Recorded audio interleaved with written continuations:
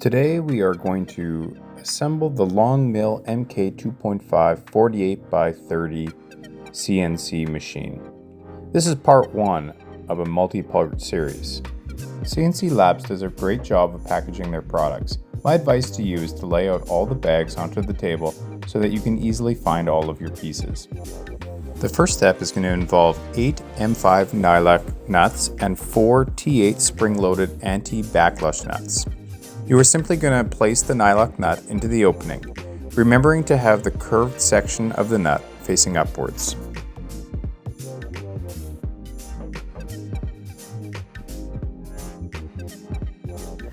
Next, you'll need the Z-axis motor mount and the 608 flange bearings. You're going to place one on either side of the motor mount.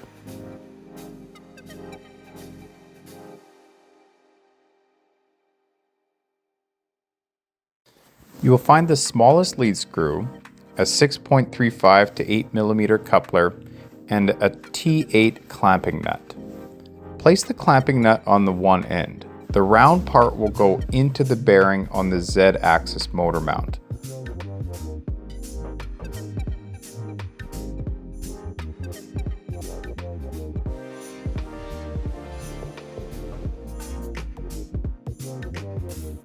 On the other side, you will place the coupler on the lead screw until it stops, and then you will tighten only the one screw.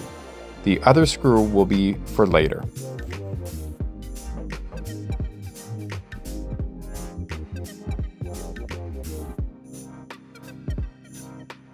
You can tighten the screw on the T8 clamping nut so that it rests against the bearing and won't move.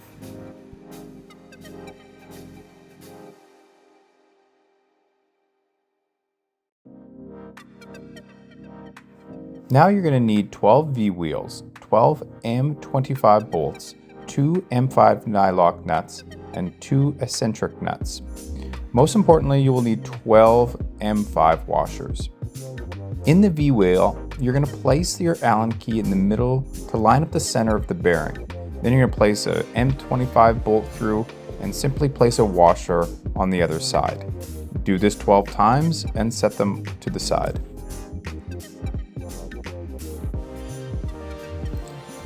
Take the gantry and spin it around so the tracks are facing down. Place a V-wheel in the top holes and tighten with an M5 nylock nut. Repeat for the other side.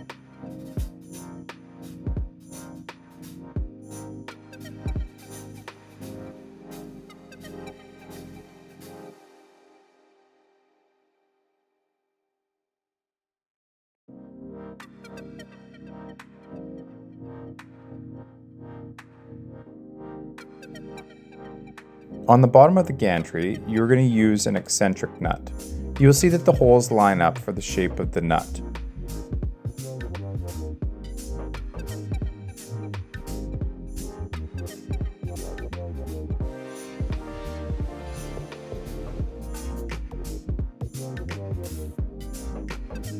Stop here.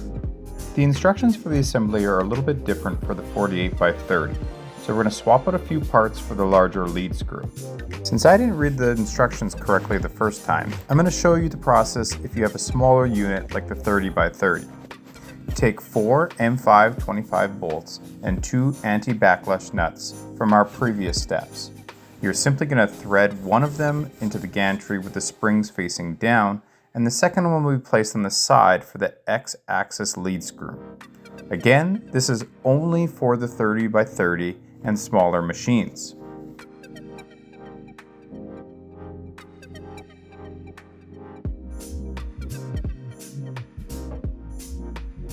The only difference for the 48 by 30 is you will find a much larger anti-backlash nut in your packaging.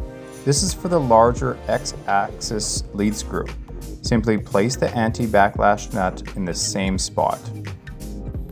I will admit that I was not reading the instructions closely enough and had to go back to redo this. Now we're going to take the Z-axis motor mount and the gantry and put them together. You will need 2 M5 25mm bolts. Simply thread the lead screw through the backlash nut, line up the Z-axis motor mount, and place two 25mm bolts to hold it in place.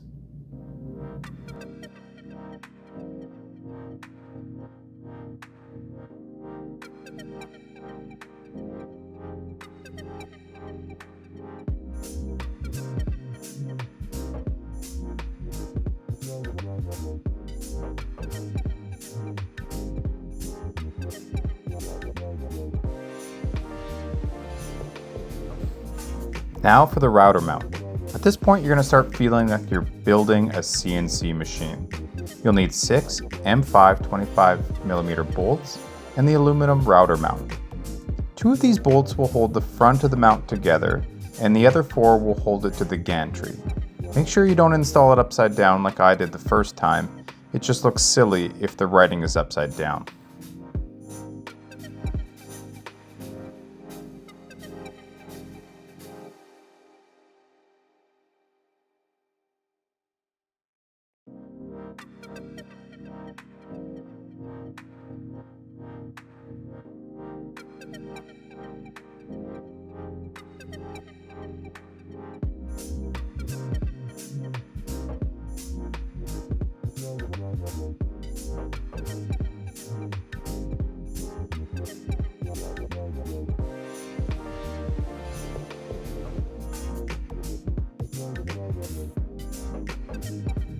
We are finished part 1 of the assembly. If any of those instructions were unclear, please leave a comment below. Like and subscribe for part 2 of the assembly. Thanks for watching.